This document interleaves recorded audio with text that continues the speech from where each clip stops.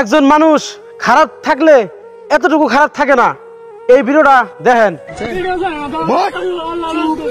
Video ছাড়বেন না বস। তোমার বাড়ি কটায়? আর অত দিন বাড়ি কটায়? এটা কি করে যাচ্ছিলেন দুইজন? হ্যাঁ এটা টিউশন, এটা টিউশন। হ্যাঁ তুই হলে মক্সিকে ভিডিও দেখান। হ্যাঁ তোর বাড়ি কোথায় কে আছে? হ্যাঁ হ্যাঁ ভিডিও ছাড়বো না। তোর বাড়ির কে কে আছে? হ্যাঁ ছোট দুইটা ভাই বোন।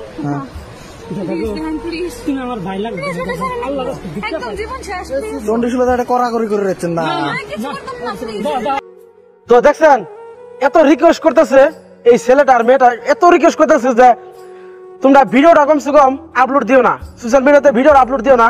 তথাপি কিন্তু এই যিনি ভিডিওটা বানাইছে উনি কিন্তু ভিডিওটা আপলোড দিয়ে দিছে। কোন কারণে, কোন যুক্তিতে ভিডিওটা আপলোড দিল এটা আপনারা কমেন্টে জানাবেন।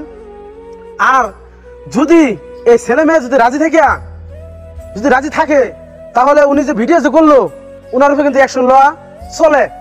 কারণ একটা মানুষ হয়তো ভুল করে, ঠিক আছে, ভুল কিন্তু মানুষ মাত্রাই করে, কিন্তু ওনারা হয়তো টিউশন পড়বার লেগে আইছিল, আইনে হয়তো ফটো ছুটো মারতেছে, হয়তো কিবা একটা হয়েছে, কিন্তু ওরা দুজন যে এত রিকোয়েস্ট করলো যে ভাই, ছোট ভাই, বড় ভাই, পায়ে ধরি, হাতে ধরি, তোমরা ভিডিওটা আপলোড দিও না, তাও কিন্তু ভিডিওটা আপলোড দিল।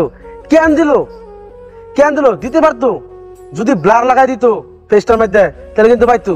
কোনো কিছু লাগাই নাই, সব সোশ্যাল মিডিয়াতে দেখাই দিছে। কেন দেখাইলো এটা আপনারা কমেন্টে জানান।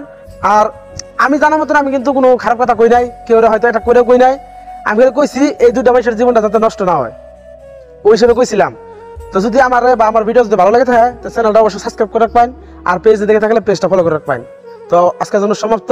আসসালামু আলাইকুম।